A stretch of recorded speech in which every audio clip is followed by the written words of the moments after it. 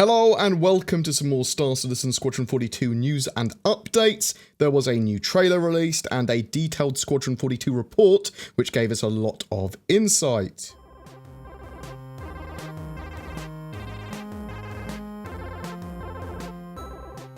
The new Squadron 42 trailer came out at CitizenCon 2018. The 3-minute trailer showed off a fleet of capital ships from the UEE, cinematic scenes, a lot of which are going to be played out while you're actually playing the game and you can interact with an amazing cast of mo-capped actors. Gillian Anderson, who I realised looks kind of odd to me because she's younger in the trailer than she is in real life. Because of the way they've done stuff, they can add facial hair and they can move stuff around and they can make actors look younger and they don't have to look entirely like the mo-cap actor if they don't want to. There's also Mark Hamill, Craig Fairbrass, Rona Mitra, Liam Cunningham, Gary Oldman, John Rhys-Davies, Mark Strong, and Ben Mendelsohn that was shown. But there's alien environments, new vistas, interesting planets and structures, the Vandal, both their ships and their infantry with spears running around stabbing stuff. That's Andy Serkis, I think, is one of the mo-capped Vandal there. What I assume also is Vega 2 in flames with Admiral Bishop around. There was some odd scenes with holograms, a wreck in zero gravity, an attack wing of UEE ships fighting a Vandal fleet, as well as something that gave me vibes of the Death Star trench run. For me, I think the quality of the faces is amazing. The improvements made to the Admiral Bishop sort of like face since 2015 is amazing. I can't wait to see the full Admiral Bishop speech again. The other major thing is that Squadron 42 stuff is going to be added to the standard roadmap that we have for the game in December. So Squadron 42 Episode 1 roadmap, we will see it. It will give us the plans and tasks for until the full completion of the game for Episode 1 anyway. That will be added in December. That is awesome news. I've been waiting for that roadmap since last year. The Squadron 42 newsletter basically gave us a monthly report focused on Squadron 42 Episode 1, which we'll go over and summarise now, looking at each of the main work groups of the project and what they've been working on in the last few weeks. Cinematics worked on various new tech and tools set up for the Idris and Bengal's bridge for scenes where they're having all the crew moving around and the captain standing out of their chair and pondering and talking to the crew and stuff.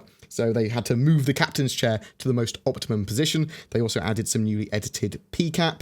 The completed sequences essentially show a conversation or first-person cinematic and all of its branches in a linear fashion. The animators then use these to iterate on pose matching, while the level designers use them as the blueprint for how the scene will play out once it's scripted via AI logic. Certain scenes that are happening or will happen will sometimes be on the player's UI, or the player might be otherwise encouraged to go to a location to potentially see a cool scene or whatever, or interact with it. Engineering! So the actor team made a lot of small improvements to how first-person gameplay feels, such as speeding up weapon swapping, tweaking aim-down sights aiming when moving, and adjusting weapon sway. They also fixed issues with the jump mechanics and made a more detailed pass using the new time warping tech to clean up the assets. The new walk and talk prototype is making progress. So this is where two characters are walking with each other, or multiple characters, and they will have conversations based on their area and who they are, that sort of stuff. So believable dynamic conversations. Facial animations tested the Vandal facial rig. They also ran the first set of reviews for the new facial animation quality benchmark with a goal of establishing a gold standard for facial performance in their game. Tech, animation, and mocap have been improving their pipeline and techniques. Female animation received baseline processing with retargeting of the core reference databases and basic animation done to make the refinement pass as easy as possible. We're getting female models in 3.4, but obviously they are very important for cinematic scenes in Squadron 42 and generally interacting. They also worked on multiple fixes for the usable system and supported the combat AI team with new weapon setups for left-handed combat. They've also been developing the facial rigging pipeline and skinning toolsets, with the Vandal as the central focus of development currently. The gameplay story team implemented more scenes than ever before, with the aim for Quarter 3 having 10 scenes done, or 10 additional scenes done, but they managed to get 23 working in-game to a high standard. They also gave more thought to the lighting and positioning of scenes within levels. The graphics guys there worked on ongoing spacecrafting improvements. This includes adding shadows onto and from gas clouds with a 75% memory saving, apparently. The addition of turbulence and interference when near dense regions of cloud, and a new GPU spline-based lighting system. They've also improved reflections from water and added tessellation to the organic shader, which is mainly used for rocks and terrain. Level design has a heavy focus on scene implementation and usables, making all the locations of the game feel realistic and believable, particularly the way that AI interact and move around on their various schedules that they've got. That's always a top priority for them. All chapters of the game have a single design owner and several support designers who can now work on them simultaneously. The numerous feature teams all have Squadron 42 technical priorities on their backlogs and have a steady stream of technology and workflow improvements coming in on a weekly basis. The props team focused on getting their templates updated to work with the new usable systems, with the aim to make it easier to scale functionality out across the game. Work has progressed on junk and scrap piles, with the white box assets getting a material pass. The original sim pods have been brought up to scratch, staying true to their original concept and design, but also being reworked using the custom new workflow. They've also been going through the cinematic scenes and have started to work on props with performance capture associated with them. The ship art team paused for a couple of weeks on the Persistent universe to take care of some pilot fitting issues on a prominent Squadron 42 campaign ship. This is most likely the F8 Lightning, the military version, or the military Valkyrie. But it could be anything, I suppose, or it could be multiple ships. They raised the pilot position up and refined the interior geo a bit more.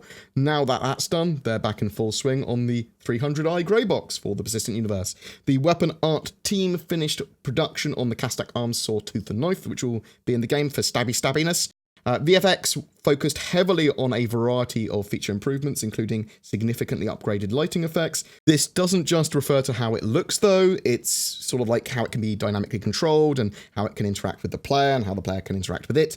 They've worked on several in-game cutscenes. Some have been quite challenging as they flesh out unique environments and situations that haven't been done in video games before.